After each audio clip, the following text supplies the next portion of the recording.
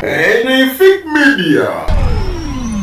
President Yoweri Kaguta Museveni akubiba na Uganda abali mu ggwanga lya America badde basazeewo okwekalakasiza mu maaso g'ekimooni bw'avuddewo essaawa emu emabega okusinziira ku ssaawa ezabadde ziragaanye ye okuva mu hotel.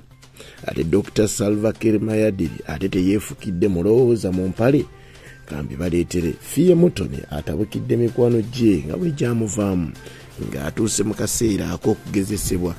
Amanya muzikwana haja Bruno Mnyameshafi kulwanga mugamu mutama wa banywanyi asubye nti enkuyegezi kyabakubira enduulu era ne Mukama Katonda akyabazise obulamu.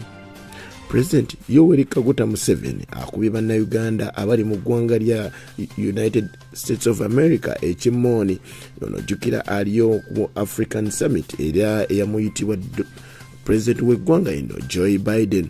President Museveni yali wakufuluma mu hoteri essaawa ezaali ziragaanye naye bwe yakizuula nti abakulu bannayuganda abali mu ggwanga lino lya America nga bakulembeddwamu munnayuganda Ashraf Kasirye ono yasobola okukubibwa omutwe mu kalulu akawedde ak'omukulembeze w'eggwanga Uganda era bw'atyo n'ayatika omutwe era w'enjuga kakati ateekako elementi.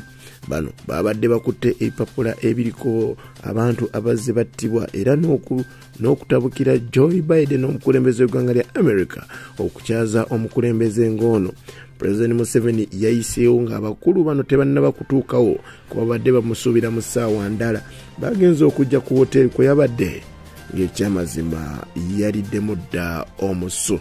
Dr. Salva yasobodde okuba ng'ate munnange yeefukira mu mpale kino kyaddiridde oluvannyuma lwe yabadde ku mukolo ogw'eggwanga lya South Sudan lyakulembera lyennyini era we yabadde ku kitiibwa kyabwe ky'eggwanga bw'atyo yasobodde okuba nga munnange ebintu bijja bulala yagenza okwetunuulira nga ng'empale mwana twalingazi yakubye mu bbaafu. Okusinziira ku batunuulizi batunuulidde nnyo ebigenda mu maaso era nze essira nayitadde ku mukwasi wa kamera eyabadde alina okugimuggyako nga tulaba omukulembeze w'eggwanga Uganda bw'aba agenda okwewuutira otuugi twe munnange kamera bagimuggyako n'eddoboozi ne balijjako ne yeewuutira.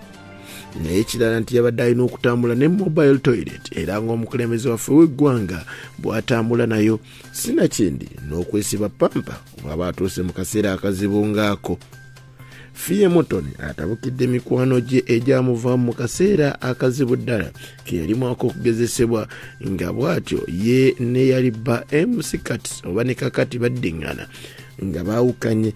Fiye agamba nti emikwano nagizuula nti ekyamazima gikuvaamu mu kaseera akazibu era babeera banno nga okyabalinaawo ate nga tonnaba kugwa wabi naye wogwira mu wabi tosigaza mukwano n'omu. Mukama akunkomere beera bulungi weeraba.